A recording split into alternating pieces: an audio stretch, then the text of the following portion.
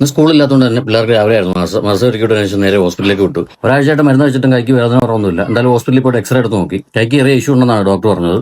മരുന്ന് താൽക്കാലിക ആശ്വാസമാണെന്നാണ് പറഞ്ഞത്. അപ്പോൾ അതുപോലെ തന്നെ എൽബോ ബാൻഡ് മേടിച്ചിടാൻ വേണ്ടി പറഞ്ഞു. എൽബോ ബാൻഡ് മേടിച്ചിട്ടുണ്ട്. അതിട്ടുകൊണ്ട് നമുക്ക് പണിക്കൊക്കെ പോകാം. കൈക്ക് ഒരു സപ്പോർട്ട് ആയിരിക്കും, ചെറിയൊരു ആശ്വാസമൊക്കെ കിട്ടും. അതേപോലെ തന്നെ നമുക്കൊരു എക്സസൈസിന്റെ കാര്യം പറഞ്ഞു തന്നിരുന്നു. ഇതൊക്കെ ഇടയ്ക്ക് ഇങ്ങനെ ചെയ്തുകൊണ്ടിരിക്കണമെന്ന് പറഞ്ഞു. എക്സസൈസിന്റെ കാര്യം ആലോചിച്ചപ്പോഴാണ് നമ്മൾ സൈക്ലിംഗിന് പോകുന്ന കാര്യം ആലോചിച്ചത്. രാത്രിയിലൊക്കെ സൈക്ലിംഗിന് പോകാൻ വേണ്ടി ഒരു ലൈറ്റ് മേടിച്ച് വെച്ചിരുന്നു. നമുക്ക് റീചാർജ് ചെയ്ത് ഉപയോഗിക്കാൻ പറ്റുന്ന ലൈറ്റാണ്. ഇത് ഓൺലൈനൊക്കെ ഒരുപാട് കിട്ടാറുണ്ട്. ഈ റിയർ ലൈറ്റ് സൈക്കിൾ മേടിച്ചപ്പോൾ ഉള്ളതാണ്. ഇതും റീചാർജ് ചെയ്ത് ഉപയോഗിക്കാൻ പറ്റുന്ന ലൈറ്റാണ്. ഈ ലൈറ്റിന് ഏകദേശം 250 രൂപയോളം വിലയുണ്ട്.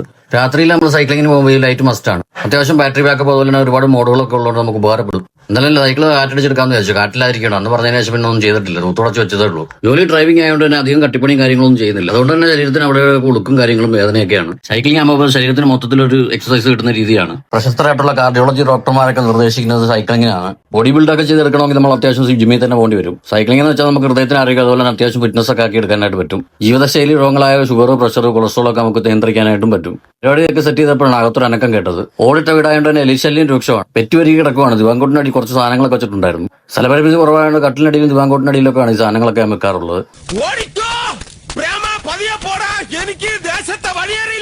എന്തായാലും ആശാനെ ഞാൻ എലിക്കൂട് വെച്ച് പിടിച്ചിട്ടുണ്ട്. അപ്പൊ ഇന്നത്തെ വിശേഷം ഇതൊക്കെയാണ്. അടുത്ത വീഡിയോ കാണുന്നവരേക്കും ബൈ.